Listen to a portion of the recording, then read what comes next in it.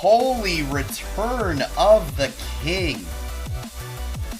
This is Flight Check, Season 5, Episode 28. We're back once again. This morning, 12 hours ago, I was in Dallas, Texas. and now here I am in an undisclosed location just outside of Washington, D.C. Ready to cover some of this crazy breaking news that has been happening. Notably, of course, FLYQUEST in a 3-1 victory over Vivo Keydstars.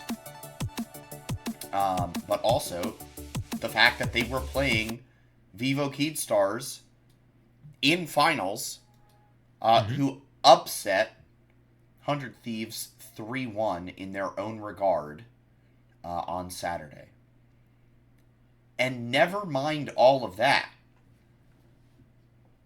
but the LCS is returning for 2026. Ladies and gentlemen, we got him. It's happening. I want you to get the word out that we back up. I heard we get 3 teams at Worlds. We do. From various sources throughout the day. Yes. I've been hearing this news. Yeah. Sometimes even repeatedly. Yeah. We are going to we're going to break it all down. My name, as always, is Sandy Toes. To my left and my extra left, my fellow hosts Noxwar and Curly Double Q. What an incredible weekend. Curly, it was a very fun weekend. It was a very fun weekend. Curly, we were very sad that you could not be there with us. Obviously, family does come first, always. And so we do not. If anything, I blessed the team by not being there because they have a 100% win rate when I'm busy with a wedding, or something wedding related. So it's like, it's perfectly okay. Right. I'm concerned now because I have like a 2-year drought on my wedding calendar. So we need to see if we're going to keep winning things. Right. Otherwise, I don't know.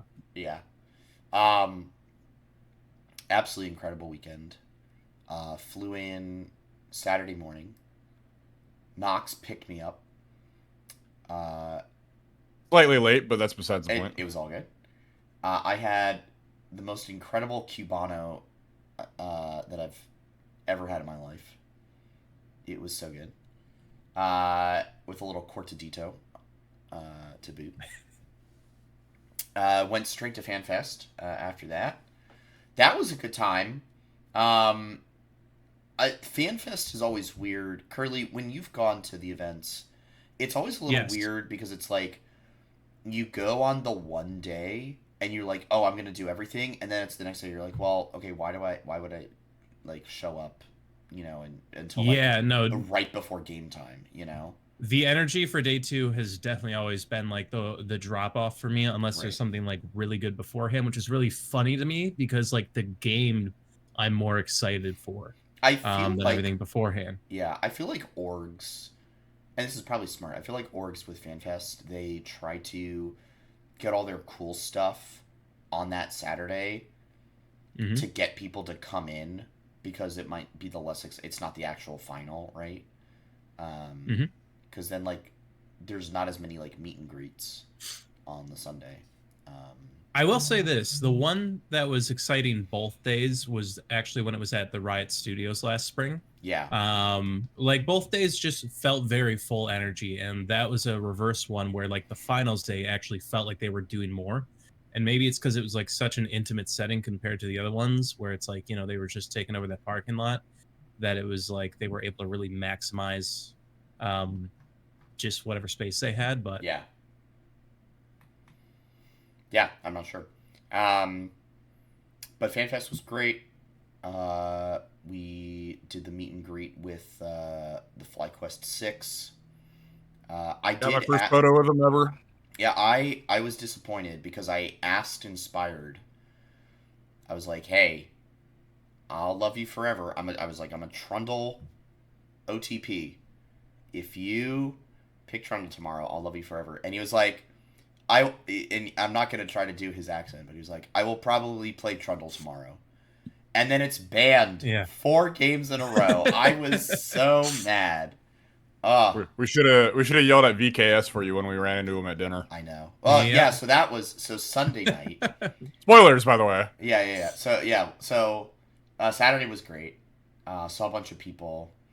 I have to give one special shout out. I don't know if they're watching right now. And we don't usually like shout out things, but I do have to give one special shout out. This one guy came up to me at Knox, and introduced himself. His tag is Rambling FC. He pops up in our Discord from time to time. I always see him in the viewer chat. But it was he was so very kind, and it was just so kind of him to come up to us and be like, hey,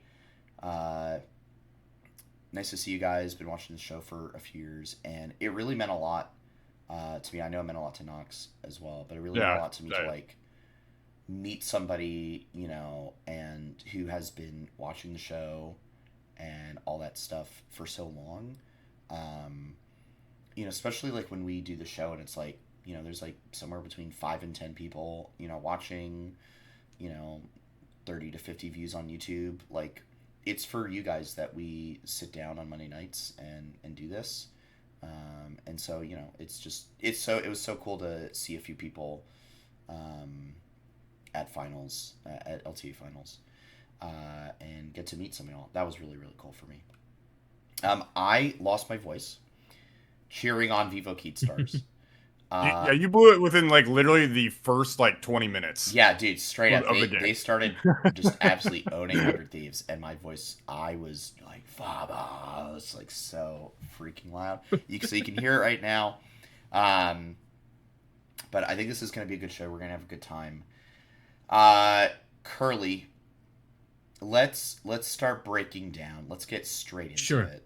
Let's get into Saturday because that's funny. Huh? That's the one series I didn't watch. Well, it's fine because I just want your takes on kind of the overall vibe of things anyway. Because all right. To you, what does it say that 100 Thieves, you know, which really there were a lot of like their promo videos being like, yup, you know, I don't think they really said we're kind of looking ahead to FlyQuest. But Dokla kind of said it a little bit, I think, in one promo video. And so I'm curious from your point of view, especially with some of the larger implications now around LCS and CLO, which we'll get into like that whole thing down the line. But like, what does it mean for Vivo Keatstars to have gotten this victory? I mean, I think it's really, really great and cements that like Brazil does earn their spot. I even tweeted about it. I'm like, I hope that everyone that was salty last year when Brazil was given a spot watched that series because they earned it. And I know some people will be like, yeah, well, the problem is that they were guaranteed it. I don't care that they were guaranteed it. They guaranteed it by winning anyway. It would have happened. Like, you could have added 2 extra teams. You could have added C9. You could have added Loud. The way they were performing this season, none of that. Like, you still would have had Vivo Keystar versus whoever for that second place spot. And then I still think VKS would have been facing us in the finals. Mm-hmm. I know I predicted otherwise last week, thinking that 100 Thieves was on a tear and going to get that 3-0. I was wrong about that. Very wrong about that. And so this just solidifies to me that Brazil definitely has earned their spot. And I think that people really shouldn't sleep on them because I know, sure, VKS is like a step above the rest of the league. We're a step above the rest of our league. We were 2 one-team regions this year, but it shows that they can put together the players, they can put together the teams that earn their keep. Yeah. So I think it's great for Brazil and great for Vivo Keystar that they solidified that, yes, they should have that world spot. And I know things change next year, and like, yes, they get guaranteed a spot, and we suddenly get guaranteed more. And I have a little bit of issue with that. I'm happy we get 3 spots, but I think like the efforts that Brazil put in this year and like showed, especially in playoffs in this last weekend, having it go to, yes, you get a team, but just one team is kind of ridiculous. Knox, I'll pull you into the conversation here. I remember leaning over to you a couple times after it was somewhere around game 2 that I leaned over to you. I was like, looks like we've got 100 tilt on our hands. It felt to me like game 2, like obviously they pulled it back, gotta win in game 3, but like game 2, it felt like the mental was just not there for 100 Thieves. Do you think it was a mental thing for them, or was VKS doing stuff that just really brought them into this series in a way that just people did not expect?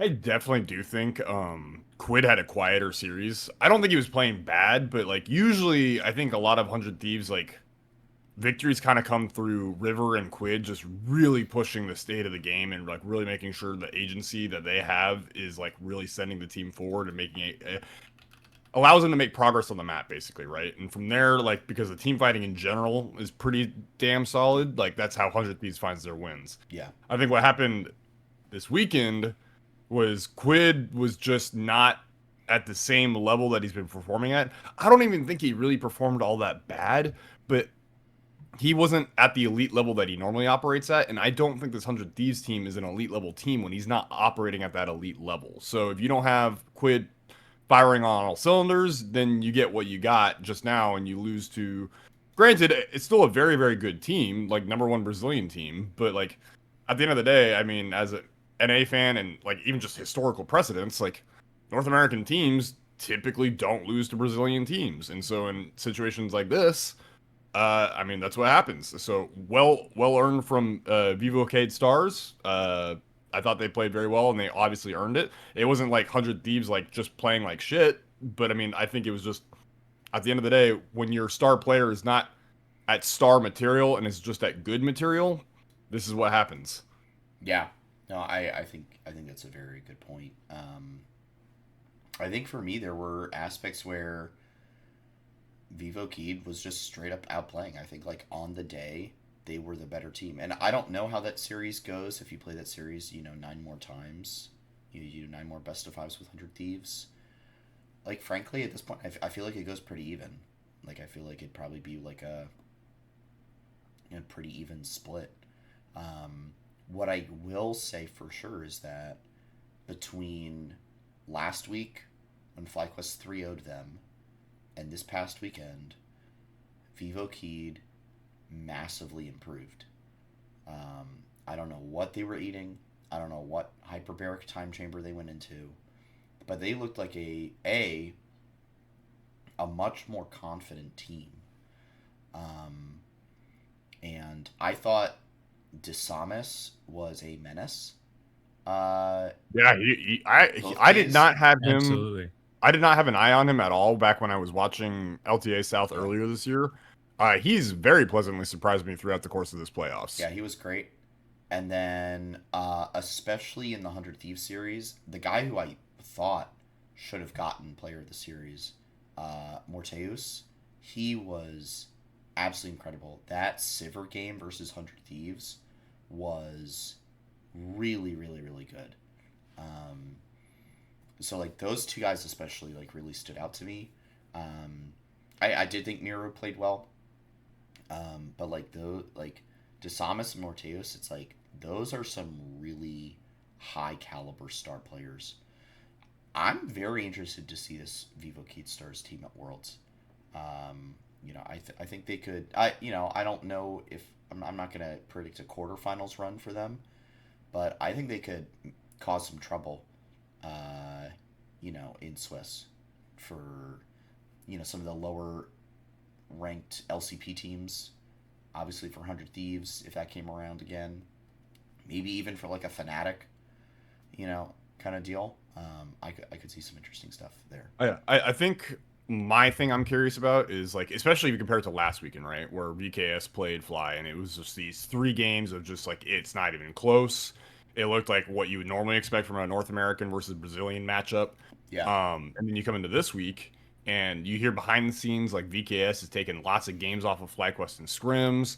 I would say in general, I mean, obviously FlyQuest won all 3 out of the 4 games, and like the 3 that they won, I think were fairly solidly controlled. But very clearly you can see in that game 3, VKS can absolutely just squeeze the life out of you, right? Yeah. So I think the level of improvement that was seen from the moment that VKS left Brazil and has come here, played versus FlyQuest, got a bunch of scrims in, like if they can continue that level, that trajectory of improvement, I especially like once you go to China and you start getting some scrims against like Eastern teams, there's a world, man. If they can keep the level of improvement up, I'm not. Again, I agree with you, Sandy. I don't think they're making a quarterfinals run, but they can definitely play heel to some teams like runs in the Swiss bracket stage. Like someone can be real upset by like us because I mean you have to keep in mind these are best of ones. You knock a single best of one, you knocking someone to the 0-1 bracket, and another team's going, oh shit, now I got to play this other team that I don't want to play because they happen to lose to freaking VKS. Yeah. So. I'm just saying, especially in a world of best of ones and with how VKS is playing right now, I would not be shocked to see them completely mess up someone's bracket, and I would love that for them. Yeah. No, absolutely. So, yeah, I think it's going to be... Yeah, I think it's going to be really interesting. All right. So, Vivo Keed takes down 100 Thieves 3-1. Miro got player of the series. Moving into yesterday. Now, Curly, I can really turn to you. Yeah. Talk to me, like, give me kind of the story of the series for you. What stood out to you as like a main through line in this series? I think what really stood out to me was overall, aside from game 3, how tense it actually was until it burst open in every game. Like that's how every game went. Is it was like, you know, whether it was a high paced game like the last one where it's like everything's happening but nothing's popping until that moment, or games 1 and 2 where it's like a lot of caution on both sides until that one moment where we collapse and take it. Like that was kind of the story of the whole day, aside from game 3 where we get shaken up and we can never find stable footing against VKS. And so that's it's like really good qualities from both sides, because I'm happy to see that we were able to overall maintain that play style we've kind of always been good at, of playing patiently through the long game, like planning for the overall victory, and making sure we like capitalize on our moments without throwing too much, except for, like I said, game 3. That's where like we wanted stability. They decided to destabilize that, and then especially Miru on that freaking Akali is something else, man. Like good Akali players are so exciting to watch. So exciting to watch. But yeah, it was overall, it was a very, every match looked really exciting and fun, and it like felt like a finals match. It wasn't like a stomp, Right. and that's what made me happy. Yeah, definitely. Like, even though the score lines at the end indicated, like, oh, it could have looked like a stomp, it did feel like every game was tense up until it got blown right open. Yeah, I think that's a really good point. I felt the tension just sitting there in the arena, and I felt very confident that FlyQuest was going to win it, especially once we went up 2-0. But, like, literally, Keed got that Game 3 win, and I had been feeling great, and all of a sudden I was like, ooh, I'm actually kind of nervous now. Like, they get the 1, and I'm like, something It weird would have could been happen like here. it would have been like one thing if it had been like a close game or something, but the way they just choked Fly out, Yeah, I was like, even I got nervous. I was like, oh shit. Well, that game Like, 3, that was the one where Quid was surviving in lane and then got ganked, and the Akali got ahead really fast, if I recall correctly. And yeah. I feel like And Dokla had some miracle saves, basically. well, we're on the FlyQuest series now, but Wait, Why did you say Quid? No, I said Akali. I never said Quid. Did I say Quid? You said Quid earlier. Chat, did I say Quid? Well, Curly's gone. Oh, Curly's back. Curly's on his phone. Yep. We had the patented disconnect. Oh, excellent. Okay, I got FlyQuest back and you did say FlyQuest Quid. says I said Quid. Wow. I'm spaced out. Holy cannoli. Okay. Was I saying Quid on... Did I say Quid on the Akali? I don't even You said Quid, and then which made me think we were back on the 100 Thieves, like, because I'm still answering. I was trying to talk about... Oh! Quad. I meant Quad was trying to survive in lane. Yep. I pulled the classic Quid Quad mix up. Oh, no. Yes. Quad was surviving in lane. Then the Akali got ahead. And they accelerated from there. But still, like, I hear you, Nox, but, like, I was sitting there after game 3 going into game 4. I'm like, man, like, if they can do it once, they could do it again. I mean, like, you were right next to me. 100. Where were you at on, like, where things could have gone from there? So after game 3, I definitely got a little nervous. It was like, because what they showed for me was just, they can play at that level. And that is an elite level of play, right? Like, especially for a team like FlyQuest, like, you have to have very, very confident ability in being able to close the game out like they just did. Yeah. And so for me, I was like, okay, clearly they can play at that level. If they can do that once, like, you have to be at a level where you can do that again. And I felt it was like, they can do that again. I never, like, thought they would end up doing the full 5, obviously, but I was like, there's a world where they can bring this to a Silver Scrapes. So, yeah. No, for sure. Yeah, it was getting tense, for sure. And there was actually, in the arena, there was a decent number of... VKS fans or Brazilian VKS fans. People, there was like, for Sunday, like, a good chunk of the audience was rooting for Vivo Keed. I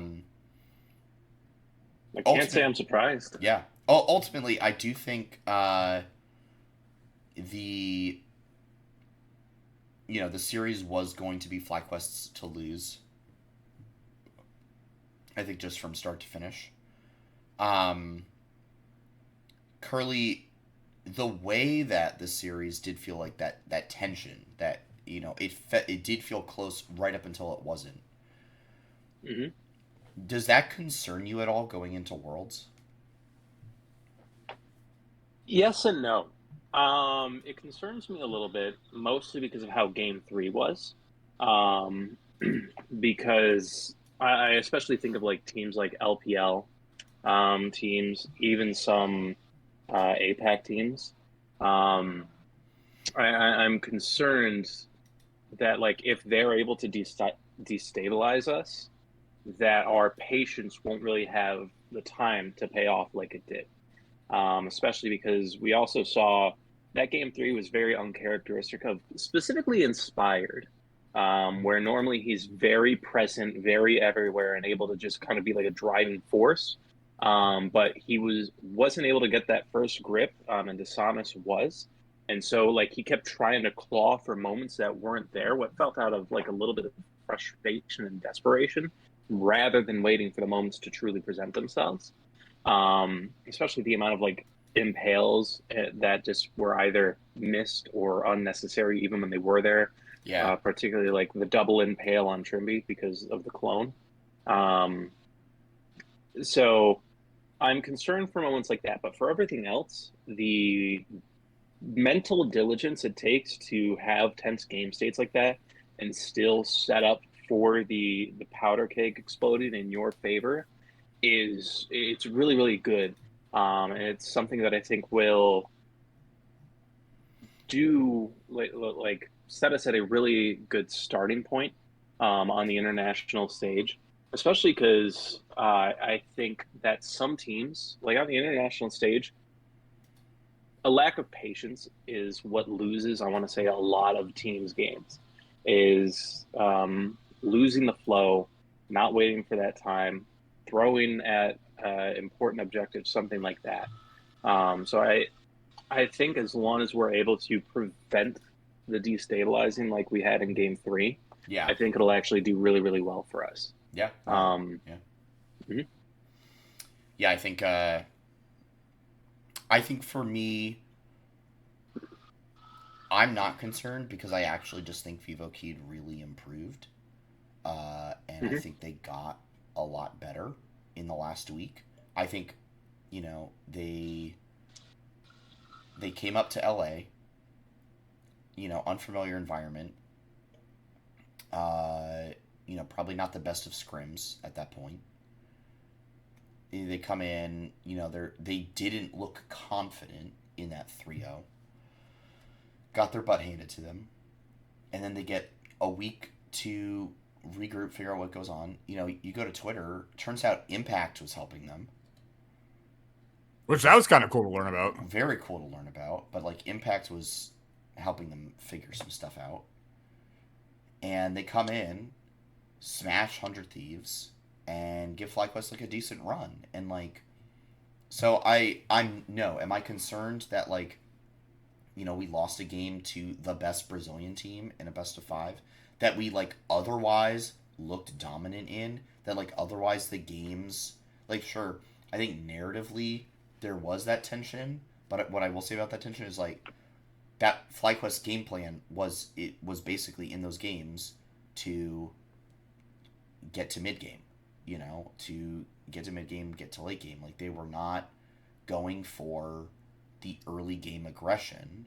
I think they were basically just win lane, survive in lane. We'll get to mid game and we will team fight diff them. And I think that is what happened. I think they out macroed and out team fought Vivo Keyed in 3 out of 4 games, and I think that's very good, and that's what we should expect from the team. So Worlds, the T1 versus Invictus Gaming play-in match is October 14th, I believe. Yep. We will not know, obviously, as far as I understand, we will not know the Swiss matches until October 14th. Until October 14th, and so, which is amazing because the teams won't know who to prepare for, which is kind of crazy to me. Which I think ultimately is probably fair, right? Because every other team could if you pulled the matches ahead of time, every other team would know who they're playing except for the team that's supposed to get IG or T1, or even IG and T1 are okay, well, we have to play this team after we beat IG, kind of thing. So I think it does make sense to me. But man, makes it hard to talk about matchups and stuff. I think based off of people we talked to at finals, it's actually still unclear what pool FlyQuest will go in as the number 1 seed. We actually tried talking to Papa Smithy about this at the FlyQuest booth, and he was like, do you know, can you just give us a little inside deets? And he was like, I don't even know how this works. Right? It hasn't told us anything. Yeah, which is wild to me that they haven't told. I'm going to pull up what it looked like last year, Curly, while you fill for me in terms of, and what I want you to fill in is give me your optimal top 3 teams that we play in the first round. Optimal top 3 teams that we play in the first round? Yeah. Are you sure you want to ask me this question? You're not going to like my answers. No, you're not going to like my answers at all. Curly, there is a reason I'm asking you this question. It's because I Gen know. G. Oh boy, there it is. Give me Gen G. Yeah. Right off the bat. Yeah. Absolutely. We have never rematched them in a Riot official tournament. We do not lose rematches with this team in the last 2 years. Look it up. Look it up. We don't lose rematches. We haven't rematched any single international opponent that we have taken out, been taken out by. So give me Gen G right off the bat. We're going to show them who's boss in a best of 1. And then maybe they'll get to play a best of 5 of us if they can make it through the rest of the bracket. I can already guarantee you that's not happening because we're both first seeds. You know what? That's fair. So we'll get it in round 2. That's fine. Um, I mean, okay, in that so case, looking at yeah. last year, Mhm. they did have Korea, China, Europe, NA Yeah. as the number one seeds were the pool one seeds. Now, So that means we wouldn't have been able to face each other. right, Um, but Okay. what's obviously different this year is that the regions are like shrunk down. Hmm. There's only 3 teams per region, except for one region that gets 4. That'll be determined by the IGT1 play-in. Mm. So, what like if you're gonna do that, like which region qualifies as like the number 5, Yeah. and I wonder, and doesn't get like a pool one seed. So I wonder if it winds up being uh, Korea, China, LTA, LCP. Because if you look at Yeah. MSI and also kind of first stand a little bit, Hmm. uh, North America and LCP hard outplayed LEC this year. Yeah. So I'm very We did. curious to see what the pools look like. Knox, looking at Worlds this year. I didn't even get my other 2 teams. Oh Dude. yeah, give me your other Wow. 2 teams. Yeah. Give Come me your other on. 2. Come on. Yeah, I forgot. All right. Since we're gonna rule out first seeds, I'm still gonna stick with Gen G, but I got 2 more. All right. So we're gonna rule out first seeds, and instead I'm gonna put up BLG. That's who I want. Oh, My God. That's my second optimal one. And then I'm gonna go way, way, way back. We need revenge against PSG. Okay. Want to knock them out. All right. You know what? That's an That's a more interesting one. realistic one. That's Yeah. Yeah. No, I still remember MSI 24. Okay. I'm still holding on to that. So I wanna throw down against them. They would actually quietly be one of my favorite ways to start. That or MKOI. Knox. MKOI, some No. JoJo inspired JoJo gameplay. inspired rematch. That'd be pretty good. Mhm. Knox, give me a couple teams that you want to play first round. In that first best of one. So I'm theorizing the pools in my I got a note sheet up right now that I'm looking at. Oh, excellent. So I'm theorizing that just for reference's sake, pool 1, I think it's just going to be all LPL, LCK. I think it'll be LCK1, LPL1, and then LCK2, LPL2. I think that's what pool 1 will be. So you think LCK 3 and China 3 are going to be what in the same pool as LTA 1 and Europe 1? So I think what it will be, LCK 3 will be in pool 2 along with LTA 1, LEC 1, and LCP 1. Okay. And then pool 3 will be LPL 3 because Korea has historically outperformed China. And you're going to have LTA 2, LEC 2, LCP 2, and then pool 4 will fill out the rest. So your 4th seed between whether it be IG or T1. Okay. And then you're going to have LTA 3, LCP 3, and LEC 3. I think you might have nailed it. Okay, so what you're saying here is that we will be in the same pool as Korea 3. Korea 3, Europe 1, and LCP 1. In which case, we're playing a team, theoretically, from pool 3. So LPL 3, LTA 2, LEC 2, and LCP 2. Granted, so that's either... Riot does not ever want cross-region matchups, period, right? Right, so we're playing... China 3, LEC 2, or LCP 2. Or LCP 2. So, in those teams, just for reference's sake, China number 3 is Top Esports. LEC number 2 winnable. Is MKOI. Very and winnable. LCP number 2 is Team Secret Wales. Incredibly winnable. So, I think, honestly, all 3 of those for a best of 1 matchup are all extremely winnable. Yeah. Obviously, the best one, in my opinion, is probably Team Secret Wales. The most entertaining one is definitely against MKOI, because I would love to beat JoJo Pion on the international stage. That would be sick. Yeah. And then obviously the hardest one is top esports, but I still think top esports with how like shaky they can be is more than doable, right? Yeah, so sure. That's kind of my prediction of first round matchups that we're gonna play, and that's kind of the order of which I think I would want. Curly, if that's the case, Mad, Yeah. Secret Whales, top esports, rank them. Who do you want to play the most? I know what your answer is going to be, but rank them anyway. Lowest on the poll, got to be Team Secret Whales. Yeah. I want a challenge. I want us to earn it because one of the things that's kind of annoying about the Swiss stage is when people say, "Oh, you got, such a simple road there." Oh yeah. So you know what? Fine, take it out of that. I'd say MCoy is very respectable. Like they had some inconsistencies over the year, but they still solidified themselves as the second team in Europe. And even though LCS is way better than Europe right now, sorry, LTA. Even though we're better than Europe right now, I still think they're a very respectable opponent. So of course I'm going to put them in the second place there because I'm still going to be happy if and when we face them. Because I'm going to be honest, I think that's who we're going to get. If your pools are right, I think that's who we're going to get. I can feel it in the vibes. I can't tell you why, but someone's going to hold Mad Koi upside down after having FlyQuest first. All right. And then, of course, the one I want to face the most to really prove our worth, top esports. I mean, shoot, we beat them all the way back in 2020. We can beat them again. Yeah, no, I think all the matchups this year are going to be really great. Oh yeah, I think it's going to be really exciting.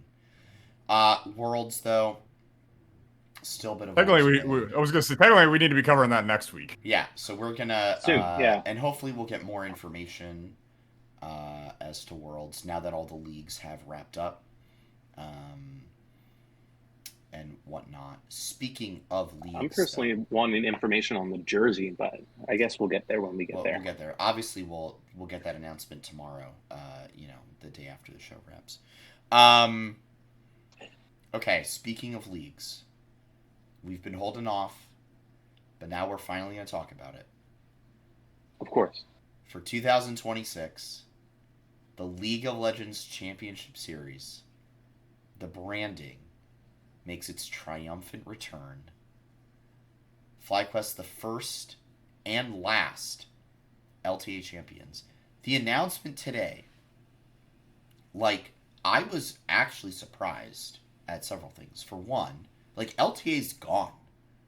LTA's dead. There's no more cross-conference play. I think the TLDR is basically no more cross-conference play. The leagues are just going to be independent. LCS goes back to getting 3 world spots. Obviously, this has been very controversial and has been talked about a lot on Twitter today. 3 world spots, 2 MSI spots, 1 first stand spot. Brazil will get, or CB Law will get 1 spot at each of those tournaments. So only the 1 spot. Even, yes, after the past LTA playoffs performances. And I'm trying to think what the other big news. Lions is staying with LCS. I almost called it LTA. Right, yeah. I've been indoctrinated. I forget what I tweeted about this earlier. The team that is the guest is the LLA Isurus. Isurus? Okay. Isurus is staying in CB Law. Or no, actually, Isurus is in the promo tournament. It is Leviathan, yes, thank you. Oh, yes, because they had 2, didn't they? Yes. Okay. Something that I think is not getting talked about, because obviously the world spots, everyone's freaking out about that, is it's still going to be 3 splits, obviously, because you have to qualify people to each of those tournaments. But they basically were like, because we're not doing cross-conference play, we can make better formats. They basically quietly acknowledged that the formats were not good, that they were too condensed, and that they just were not good formats. So they were going to revamp the format. So once again, we have new formats to figure out. But I do think this is a great opportunity to kind of bring in some things that like people have been, theory crafting, like just like things you can do. So I think this is really exciting. Curly, when you heard the news, I think you were still at that wedding. So what was when you finally found out? What was the reaction for you? Kind of mellow. Like once, because at the time all we knew was just LCS and CB Law return. I'm like, all right, cool, that's exciting. Right. Like I know a lot of people are going to be happy. If you want me to be perfectly candid, I'm just glad that I don't have to hear people complain about the LTA anymore. Right. It's like, okay, cool. I'm happy to have the LCS back. I think maybe down the line, if they wanted to stick with something like the LTA, it could have worked out in some degree. Right. But hey, you know what? LCS, I'm actually, if anything, I'm more excited for CB Law. Them getting their stuff back, huge. So good Brazil for getting your identity, like getting your league back. And then, of course, anytime you see that Rivian like clip of the first, broadcast of the LCS, it makes you nostalgic. Yeah. No, it is very nostalgic. Knox, how about you? Knox actually went to the bathroom after game one, forgot that they were supposed to make an announcement, and then he came. Did you hear the pop off from the crowd while you were in the bathroom? Yeah, so like you and I had been told beforehand the announcement was coming right after game one, and I just my bladder was gonna pop, man. I had to go, and so I was like, you saw me. I was like, I'm gonna go. I'm booking it because I was I'm gonna beat the line, and I really thought I was like, if I go fast enough, I have a shot to make it back in time. Right. Because I was like, if I beat the line, it'll be okay. Unfortunately, there was just enough people like in line before me that I got in, I get into the stall, and like I can hear the crowd like starting to roar in the background. I'm like, all right, well, it is what it is. I feel better at least personally, physically. So come back and it's like, wow, I go to take a piss, and suddenly the LCS is back. What else do I need to do? Yeah. Go to the bathroom more often. Better things will happen in sports. My bad. I guess I'll have some more Shiner Box at events, and maybe more LCS stuff will come back. Yeah, exactly. Then we'll get 10 teams. Right. Yeah. Then we'll get 10 teams. So the promotion tournament is still going on. I don't actually remember exactly what day that starts. Starts next week, if I recall correctly. Okay. But let me look at I think it ends. Yeah, it ends like right before Worlds. Is it a LAN? I think it's a LAN actually. So it's online, but it's based in Mexico, and then the grand finals will be on LAN in the old LLN like area, I think, if I recall correctly. Weird, which they haven't used at all, so they're just gonna like somehow bring that back. Weird. Yeah, I mean that bracket's obviously very interesting. You have Disguised defending against like some solid teams. Like, first of all, Estral Esports. This is a team with Summit and Ghost. If you guys remember Damwon Kia Ghost from way back in the day, Winsome is on that team. Cody's on that team, who's a very prominent Chilean mid laner. Yeah. Very interesting. SDM Tigris is also supposed to be good in this tournament. They go up against Luminosity, who were it's just a bunch of old LCS players. And if people aren't aware, the SDM Tigres actually beat Estral Esports. Right. Like they're the first seed from LRN. They're not the second seed. Yeah. We'll get back to LCS in a minute. Nox, like, do you think Disguise drops? Like, do you think that they'll survive? From what I've been hearing behind the scenes, it sounds like they've been massively leveling up. Okay.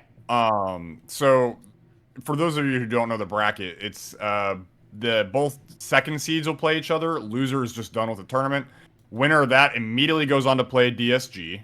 And from there, it's a double elimination bracket, right? And so you'll have the number one seeds from NACL and LRN playing each other on the other side of the bracket. And basically, you'll play the bracket out until the winner qualifies back into LCS. Mm-hmm. With that said, I don't think DSG is going to have any problem handling Conviction or Estral. I think both are very easily handleable. I think really the only team I'm very curious to see about is Luminosity Gaming, which, for those of you who need a roster refresh, is Fate God, Tomio, Insanity, Tactical, Zazel, and Deos as the coach. This team has been dominating the NACL all year practically. The only challenges they ever had were the old Zero roster before Yuji got picked up to go to Team Liquid, and they kind of had to shuffle the roster around. So with that said, I'll be curious to see like what they've been doing, how they've been scrimming behind the scenes, what they've been doing to level up. But in general, because Disguise has been able to scrim like the Brazilian teams that have been coming up for LTA finals, and in addition to that, they've been scrimming FlyQuest a bunch, and apparently FlyQuest win rate versus Disguised and scrims as of last week's pros was only like 60%, meaning Disguise is getting close to a 50% win ratio with FlyQuest. Wow. I would say I am very, very confident in Disguise to make it back in the LCS. Curly, based off of that, Yeah. based off what we know about that Luminosity Gaming roster, you know, Fake God Tomio, Yeah. Insanity, Tactical, Zazel. Zazel.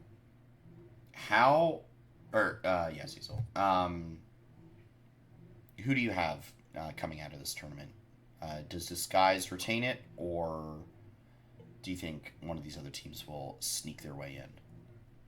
I think this guys can definitely hack it. I mean, once they were sent to the promo tournament, I always kind of like had a feeling. I was like, I still think they're going to be fine. And then it's that team to me just sounds like, you know, any average Immortals or Dignitas roster, which I think, especially if they've been scrimming current Fly, Disguise can easily overcome. Okay. Definitely going to be a threat because they've, you know, except Tomio, I'm pretty sure everyone in there has been in the LCS before, so they've all got the same experience that Disguise is coming in with. But I think just Disguise is going to be able to overcome that. Nice. Yeah, I think. I hope that Disguise sticks around. I hope they can make it. I think it would be a real shame to see them really start to improve like they were at the end of the year, kind of like figure things out, and it would be a shame to see them just get knocked, you know, straight down to the, you know, to OQs. That'd be real tough. All right. What quick thoughts on formats for next year in like very brief landscaping of it? What are some formats that you guys like do not want to see the LCS go back to? Like for me, obviously I don't want us to do like, oh, we're gonna do, you know, double round robin best of ones. You know, like I've got no interest in seeing 7 weeks of, maybe even like 6 weeks if you do like a super week here and there. No interest in seeing 6 weeks of best of ones. It's just, it's over and done with. No thank you. But like I think, you know, a winter split that like is a tournament, like a double elim tournament to qualify somebody to first stand, I think that's very exciting. I think that could be very cool. So what are some tournament formats that you might like to see, or some stuff that you really would like to avoid? Knox, what do you think? Just please, for the love of God, no more forcing of like upper bracket or upper tier teams versus lower tier teams. That was horrendous. Like split three. At the end of the day, this is an entertainment product, and like I understand that, like it's supposed to be entertaining to watch the lower tier teams punch up, but it's not entertaining when the parity isn't there. And at the end of the day, you have to recognize the product that you have. The product that you have is not one where the lower teams can punch up to the upper teams. It's just not. So you need to build a competitive format that is going to still be entertaining to the fans, but is also actually competitive has competitive integrity, basically, is what I'm trying to get at. So none of that.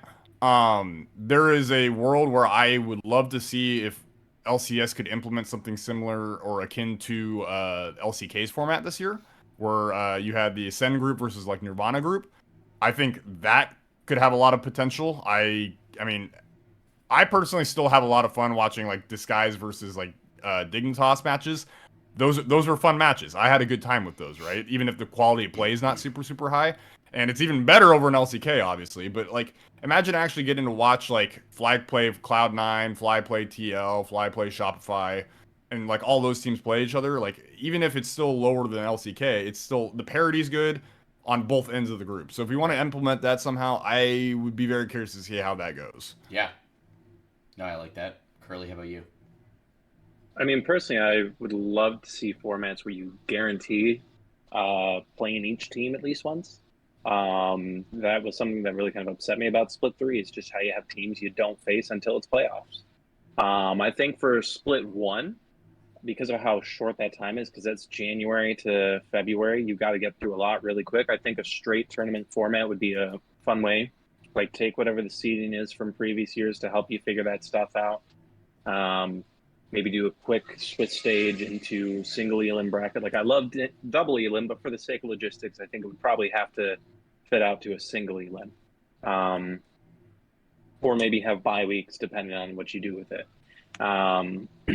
But I think just the biggest thing is, as long as each team is really able to like kind of gauge themselves against another team at least once, considering how small the league is, I think that's kind of what is more important. Because if we had more teams, I think the division into groups could be a lot more interesting. But, you know, Fly TL for 2 to 3 times a split would maybe eventually get kind of boring to me, especially if that's before playoffs. Yeah. Because, like, sure, it's exciting, but most times, but it kind of flubbed over this summer. So yeah, given how small our pool is, I think the product is more around, okay, everyone gets a shot against each other, and then we can still have the best against the best through the natural seeding of playoffs. Yeah. Yeah, I think for me, like, formats that really intrigue me are ones that offer opportunities to see teams of similar strength play each other and like prove themselves. I don't have a lot of interest in, you know, weeks on weeks of top teams just beating up on bad teams. Like, give us the good matches. So Knox, like, I agree with you. I liked the Ascend and Nirvana kind of stuff that was being done over in Korea and China this year. Or Rise was another name for a group, I think. Right, Rise group. I think that was maybe the LPL one. Yeah, something like that. Yeah, like, I think those kinds of formats are very interesting because then you do get to see teams of similar quality play each other. And then yeah, if you are a bottom team, then you have to prove yourself and then you qualify. Yeah, great, cool. You are the best of those, you know, bottom teams. Now you get to try to prove yourself in playoffs against, you know, the supposedly better teams. And if you can, you know, put it together, then great. And I think you kind of saw that in a couple respects over in LCK. It actually happened in LPL too a little bit, where some teams like did make noise in playoffs, kind of upset the apple cart a little bit. Like, I think it is better sometimes for those bottom teams to not just always be getting, you know, beat up on. You know, it's better for mental because, you know, okay, cool, yeah, you go. It's way better going 10-0, even if it was against bad teams, than it is going, you know, 2-8, and So I think finding ways to get similar strength teams up against each other more often, I think will be really invaluable, and keep double LM and best of threes, and, you know, way more best of fives.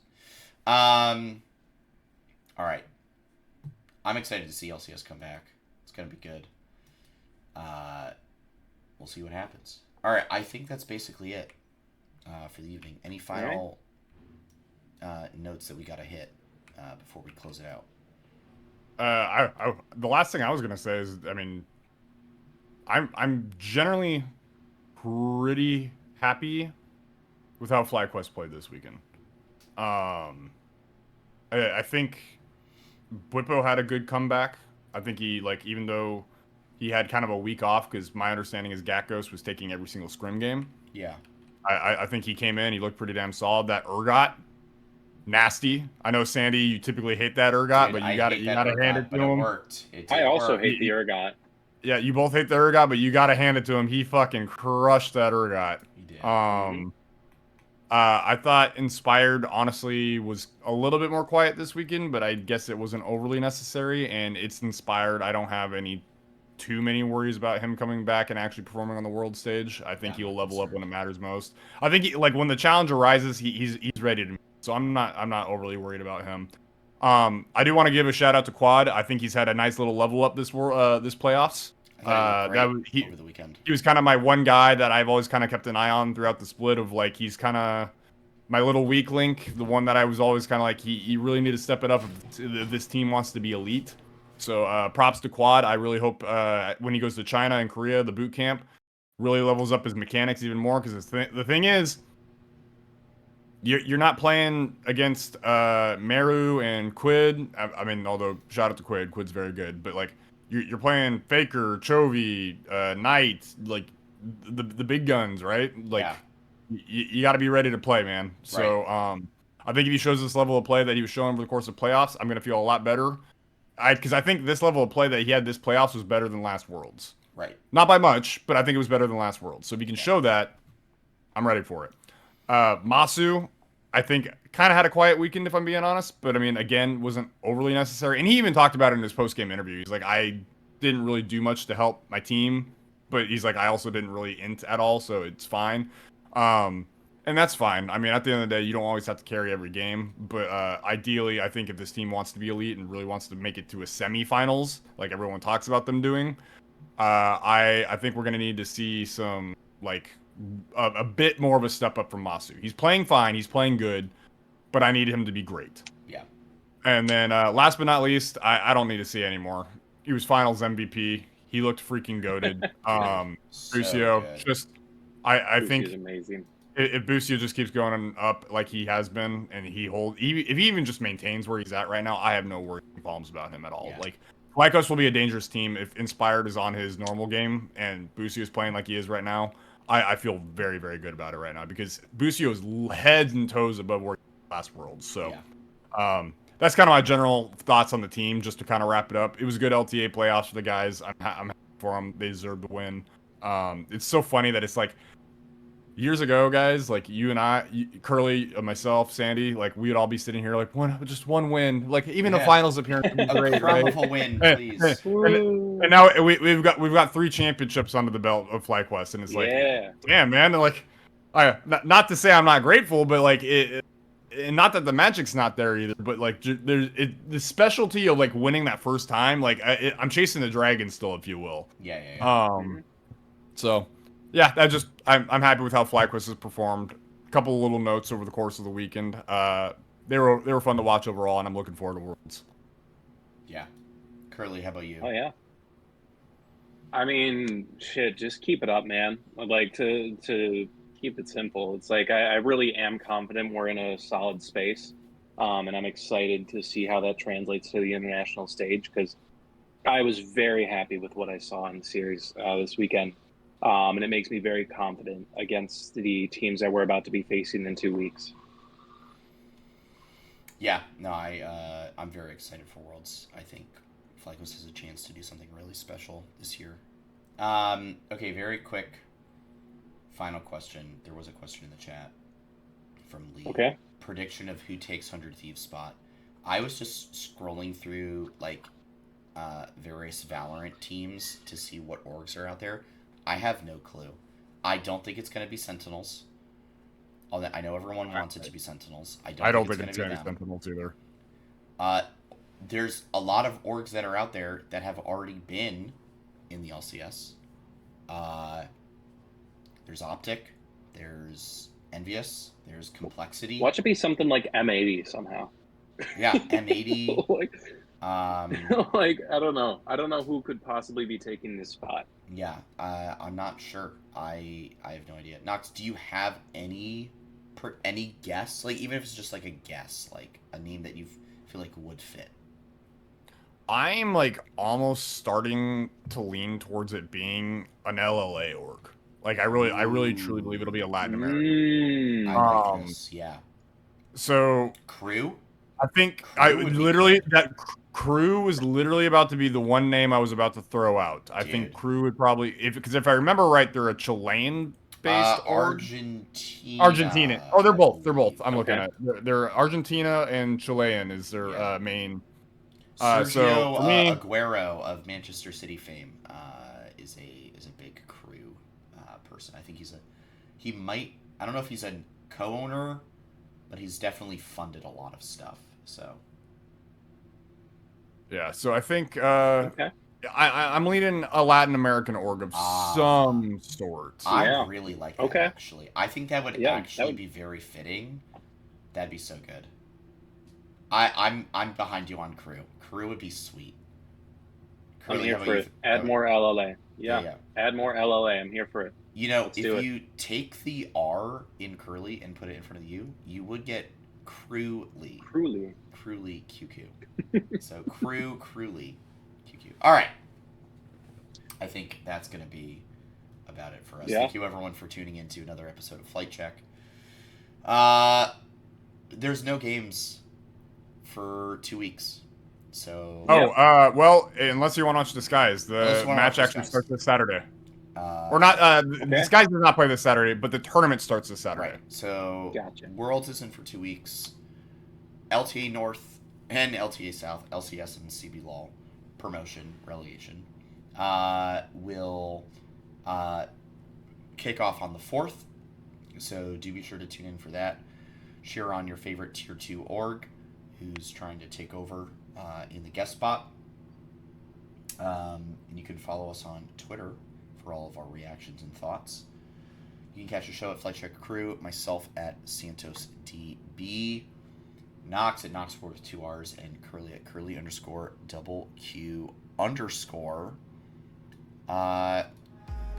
Make sure to hop into the Discord as well. All kinds of esports discussion otherwise taking place in there.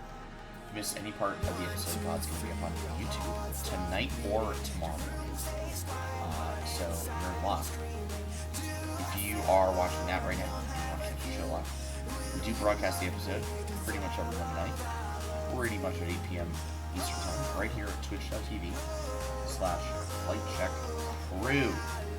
All right, final notes and shoutouts and plugs before we wrap up. Curly, how about you?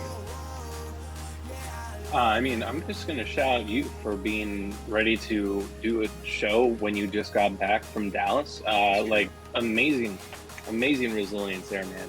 Top tier. Thank you. Very you are my shout out for the night. Very kind. Of course. Very nice. Knox, how about you?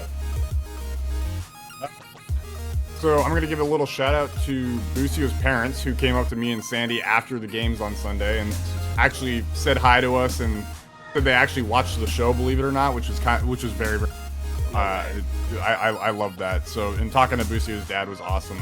Bucio's dad's like this huge gamer and is kind of the reason why Bucio is like the massive gamer himself, and just talked about playing games with him as a kid and how like they'd be doing team fights and his dad would be like, I don't remember what was used or what was done, and apparently at the age of like 7, Bucio was like, oh yeah, this was used, like recall everything that happened in the fight with like no effort whatsoever. So shout out to Bucio's parents. And the last thing I'll say is as an F1 fan, today is a horrible day for rain. Lewis Hamilton's pet dog Roscoe passed away last night. Massive celebrity in the F1 scene. So may that dog rest in peace. Absolutely love seeing him everywhere on social media. Yeah, R.I.P. Roscoe. For myself, Knox stole my Bucio dad shout out. Oh, my bad. I'm sorry. My bad. It's all good. I'm going to give a shout out to Knox, though. He drove us around everywhere. He showed me all the cool sights in Dallas. All the little great food spots that you wouldn't know about if you were just coming into town randomly, right? So he took me all. Hell, I showed some local. I showed some local people a new spot that I figured they would know about, but they didn't. Yeah, exactly. So that was great. I had a great time. It's so nice to have friends. That's gonna be my shout out. Shout out to my friends. My friends on the show. Thanks, buddy. Oh. Yeah. I had a great time this weekend. All right. We'll be back next week, I believe, to preview Worlds. So for now, stay safe out there. Bite your teeth and do not forget to hit the head on the nail. And we'll see you all very, very soon. Adios, everybody. Have a good one, guys. Peace, y'all.